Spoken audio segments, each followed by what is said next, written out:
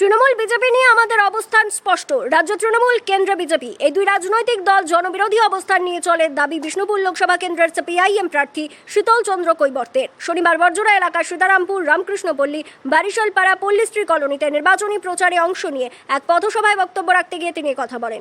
একই সঙ্গে তিনি বলেন, তৃণমূল বিজেপি বিরোধী সমস্ত রাজনৈতিক দলকে একত্রিত হওয়ার আহ্বান জানানো হয়েছে। তৃণমূল কংগ্রেসকে গোটা রাজ্যের সংখ্যাগরিষ্ঠ মানুষ তৃণমূল কংগ্রেসের হাত থেকে পরিত্রাণ পেতে চাইছে, কিন্তু তৃণমূল কংগ্রেসকে হটানো একটু জটিল হয়েছে। তৃণমূল কংগ্রেসকে হটানো জটিল হয়েছে কেন? না, এই নির্লজ্জ পুলিশ প্রশাসনের একটা বড় অংশ, মিডিয়ার একটা বড় অংশ তাদেরকে টাকা দিয়ে, তাদেরকে চাপ দিয়ে বাধ্য করেছে, সরকারি বিজ্ঞাপন দিয়ে বাধ্য করেছে যে তাদের হয়ে তাদের পক্ষে সওয়াল করতে হবে। আর সবচেয়ে বিজেপি নেতৃত্বাধীন কেন্দ্রীয় সরকার তারা সাহায্য করছে তৃণমূলকে। যদি সাহায্য না করত তাহলে 2021 সালে তৃণমূলের বিদায় সুনিশ্চিত ছিল। প্রথম 3বার ভোটে 77টা আসন পেল। 19 লোকসভা নির্বাচনে বিজেপি 18টা এমপি পদ পেল। এই 18টা এমপি পদ আর 77টা এমএলএ পদ বিজেপিকে পাইয়ে দিল মানুষ। কিন্তু কি হলো? তৃণমূলের দুর্নীতি, বালি চুরি, বালি লুট, লুটেরা সরকার, আপাদমস্তক দুর্নীতিতে জেরবার তৃণমূল কংগ্রেস। আমাদের সঙ্গে প্রতিদ্বন্দ্বিতা বিজেপি এবং তৃণমূল। আপনারা সবাই জানেন যে আমাদের পার্টি, ভারতের কমিউনিস্ট পার্টি, মার্ক্সবাদী এবং বামফ্রন্ট এবং কংগ্রেস, আমরা যে জোট করেছি নির্বাচনী জোট, আমাদের পার্টির উচ্চ নেতৃত্ব যে আহ্বান জানিয়েছিল যে তৃণমূল এবং বিজেপিকে হারাতে চায় এমন সমস্ত গণতান্ত্রিক, প্রগতিশীল, ধর্মনিরপেক্ষ জোট, রাজনৈতিক দল, শক্তি, আমরা তাদেরকে আহ্বান জানাচ্ছি। এখন পর্যন্ত বাম এবং কংগ্রেসের মধ্যে একটা বোঝাপড়া স্পষ্ট হয়েছে। এই বোঝাপড়া আরো বৃহত্তর হতে পারত।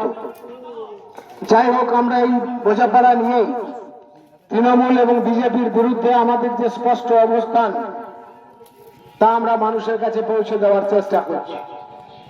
আমরা এই নির্বাচনে তৃণমূল এবং বিজেপিকে হারাতে চাই। আমরা যেটা মনে করি, গোটা ভারতবর্ষের বেশিরভাগ রাজনৈতিক দল যেটা মনে করে, এই মুহূর্তে রাজ্য বা দেশের মানুষ যা মনে করে তা হচ্ছে রাজ্যের ক্ষেত্রে তৃণমূল বিপজ্জনক। সরকার, সেই সরকারটা চলছে 11 বছর থেকে। এরা বলেছিল সোনার বাংলা গড়ব, এরা বলেছিল সব হাতে কাজ, সব বেকারের চাকরি, এরা বলেছিল কল কারখানায় ভরে যাবে গোটা রাজ্যটা। একটা কারখানা তৃণমূল কংগ্রেস বলুক তারা করেছে। একটা কারখানার ফিতে কেটেছে দিদি, তৃণমূল কংগ্রেস বলতে পারবে না।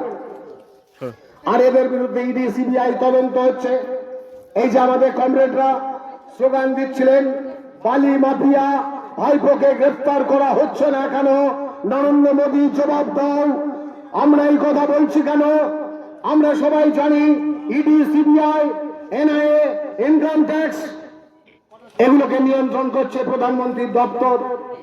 তৃণমূল বিজেপির বোঝাপড়া হচ্ছে জ্যোতিপ্রিয় জেলে যাক, পার্থ জেলে যাক, মানিক জেলে যাক, অনুব্রত জেলে যাক, পিসি ভাইপো জেলে যাবে না।